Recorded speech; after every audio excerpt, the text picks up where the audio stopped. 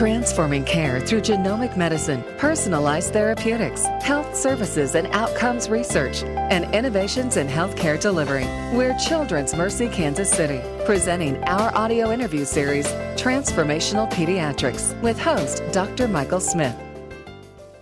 So our topic today is World Disparities in Pediatric Obesity, the iAmHealthy Intervention Program. My guest is Dr. Ann Davis. She's the director of the Center for Children's Healthy Lifestyles and Nutrition at Children's Mercy, and she's also a professor of pediatrics at the University of Kansas Medical Center. Dr. Davis, welcome to the show. Thank you. I'm delighted to be here. So first off, let's talk a little bit about why we see this difference in pediatric obesity in rural versus urban communities. Why is that? Well, that's an interesting phenomenon. And when I grew up in Kansas City, and when I moved back, I had this assumption that children from rural areas of our states were going to be healthier, that they lived on the farm and were participating in food production and outside a lot. But it actually turns out that's not the case. And so we did a series of studies that show that rates of obesity are actually higher among rural children for a variety of health behaviors that are related to nutrition and physical activity. So they're more likely to be on a sports team, children in rural areas, but they engage in lower rates of physical activity. They eat higher numbers of fruits and vegetables, but they also eat higher portions of what we call red foods, which are our unhealthy foods. So when you break it down, it's due to specific health behaviors. But it's true across the United States that children from rural areas are generally have higher rates of overweight and obesity than children from urban areas. And so the iAmHealthy program is really geared towards the rural pediatric obesity problem. So tell us a little bit about what iAmHealthy is. Sure, happy to do that.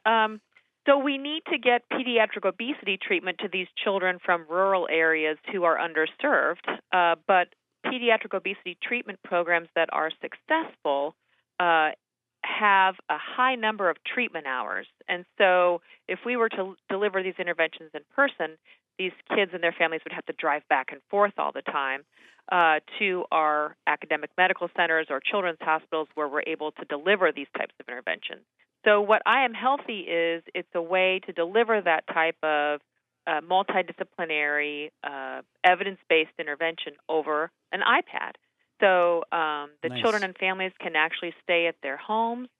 We give them the electronic equipment, and then they can communicate with us in a series of group programs and individual family-based programs in order to deliver that treatment right to their home. So when they are, when the child is there with their family and they got the iPad open, what exactly are they doing there? Is it games that teach them about proper nutrition? What really is the program itself? Sure. So research has taught us that empirically based pediatric obesity programs need to have certain things. They need to focus on nutrition, physical activity, and behavior modification. And research suggests that group-based programs are more effective than individual-based programs. So iAmHealthy is composed of a series of meetings that take place over the iPad. So the families are meeting together in a group of 8 to 10 families for a series of weekly meetings followed by a series of monthly meetings. So what they see when they open up the iPad is what looks like the old-fashioned Brady Bunch screen with a bunch of tiles on it. Nice. Each one of those tiles will be a child and a parent together. Oh, how nice. And so, obviously it's an iPad, so the kids probably have no problem with this, but how are the parents taking on this technology? Are they as engaged as the kids? What do you think there? Yeah, we had some concerns about that too, especially that rural areas, we weren't sure how good the coverage would be, but we provide them all with the wireless coverage as well, and we have a great technology team here that's very used to handling any issues that come up. So we're well prepared for that, and so far everyone is very excited about the technology. They get to use the iPads for other things like healthy apps and other activities that we have on the iPad for them, all related to improving their nutrition and physical activity. Speaking of the physical activity part of this, so when they're on the iPad and they're in their group, what is the physical activity do? Like, do they talk about what they've done in the past week to stay active, or how does that work?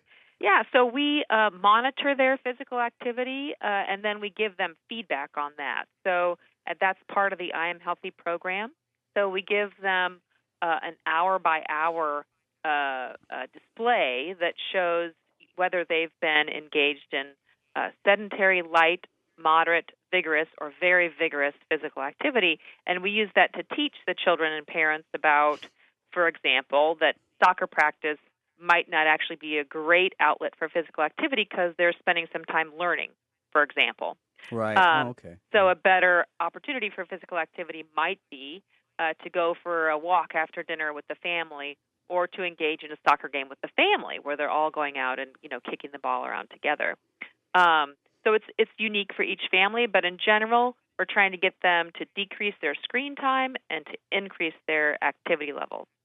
On the nutrition side of this, is it teaching them, proper, portion size, calories, eating the rainbow? I mean, what approach is used there? With children, the most commonly used approach is called the stoplight diet. If you Google around, you'll see something called Slow, Go, and Whoa, or different versions of the stoplight diet. The original stoplight diet was invented by Dr. Len Epstein and his team, and so we follow that plan. It's not so much a diet as it is just a way of categorizing food. So green foods are go foods. You eat as much of those as you want, as often as you want. Yellow foods are caution foods. Think of that blinking yellow traffic light. So you have to watch number of servings per day and portion size.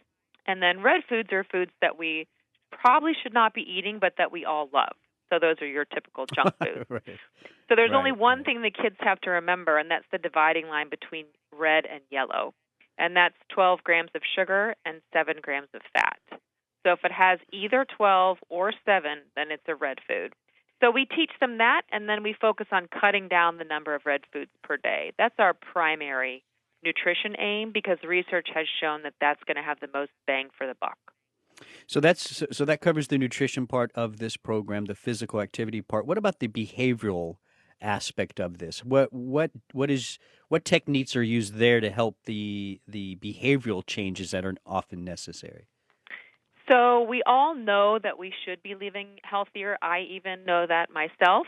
It's much different to think about doing it. So the behavioral part is the magic of how do we get ourselves to do what we know we should be doing. So we use techniques like goal setting. Parents can use praise and reinforcement. And we can talk about ways to rearrange the environment, so getting certain foods out of the house, changing the way screens are used at home, so rearranging that environment to make it more likely that people will be successful in meeting their goals. And we involve the kids and the parents in that part. So the kids are helping the parents to improve their health behaviors too. So are you targeting kids that are already obese and you're trying to get them to make these changes to lose the weight? Or is it open to just about anybody where you're also educating kids for prevention? All the techniques we've been talking about would be good for all kids. But the specific iAmHealthy funding that we received from the National Institutes of Health is for targeting children who are overweight or obese. And we are also specifically targeting 2nd through 4th graders. So we're targeting younger kids and kids who are already over young. that. It does seem young to a lot of people, but we really want to nip this problem in the bud, so to speak. Research has shown that treatment of obesity with adolescents is extremely difficult. And so if we can treat these children before they get to that age, that's important.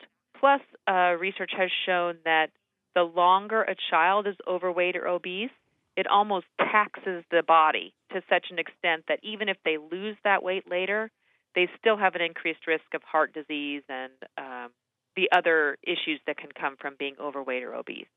Are the local schools getting involved with this? So that's a good question. iAmHealthy is actually, we really rely on our schools. We recruit the rural elementary schools, and they help us to recruit the children who are overweight or obese. So as part of the iAmHealthy program, we are training school staff in rural areas, and they will be able to continue to deliver the intervention to their students if they choose to do so, even after the grant ends. So that's our hope with sustainability. Yeah. But when you tell me about this, Dr. Davis, and you describe the I Am Healthy program, obviously this has application for so many other issues, disorders, what have you, just by bringing people together, learning together. So what a fascinating program that you have going, and thank you for the work that you're doing on this and at Children's Mercy. And thank you for coming on the show today. You're listening to Transformational Pediatrics with Children's Mercy Kansas City. For more information, you can go to childrensmercy.org. That's childrensmercy.org. I'm Dr. Mike Smith. Thanks for listening.